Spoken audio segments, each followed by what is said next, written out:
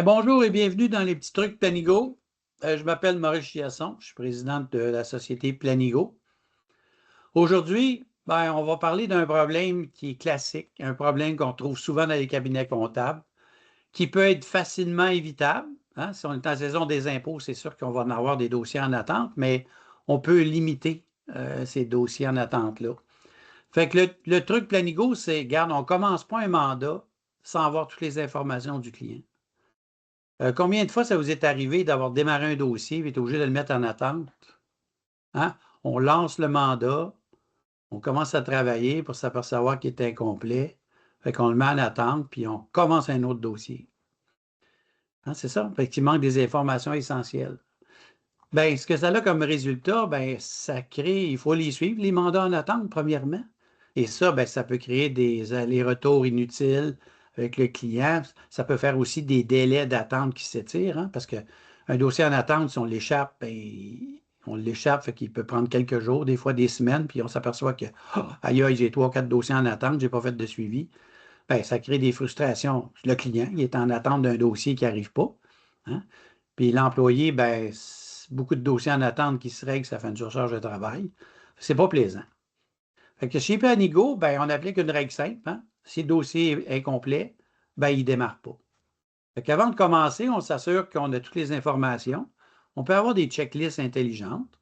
On peut avoir des formulaires personnalisés. On peut avoir aussi des rappels automatiques ou manuels pour faire des suivis. Fait que dans Planigo, c'est notre façon d'éviter les surprises et les pertes de temps. Hein? On évite des erreurs coûteuses parce que les mises en attente, ça coûte de l'argent. Des délais frustrants pour le client et aussi pour les employés qui doivent faire du rattrapage de dossiers mis en attente. Ça fait des surcharges des fois.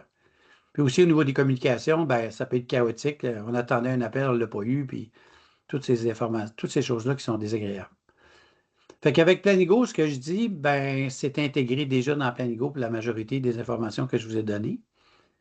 Fait que dans le fond, là, s'il manque des informations, Planigo ne démarre pas le projet. À la réception, Planigo va vous dire, le dossier n'est pas démarrable, parfait, donnez-moi une raison pourquoi vous ne pouvez pas le démarrer, puis il y a quelqu'un qui va le suivre, soit la secrétaire ou quelqu'un, puis quand il va être complet, il va démarrer. Fait que ça, les employés, ils le savent. Fait que quand ils ont un dossier à faire, ils savent que la majorité du temps, il y a eu un effort puis il est complet. Puis là, pour les clients aussi, c'est sûr que s'ils ne répondent pas, ça crée des délais, mais là, ce n'est pas de votre faute. À un moment donné, chacun ses responsabilités. Fait que la chose à retenir dans ça, c'est qu'avant de démarrer, assurer que le dossier est complet, valider les informations. Puis le petit truc, ça peut avoir un gros impact sur votre cabinet. Parce que gérer des mises en attente de dossiers qui sont incomplets, ça coûte de l'argent, ça fait des travaux en cours, puis c'est pas agréable. Ça met une pression sur le cabinet qui est carrément inutile. Fait que c'était le petit truc Planigo d'aujourd'hui. Fait que bonne journée à tous. À la prochaine.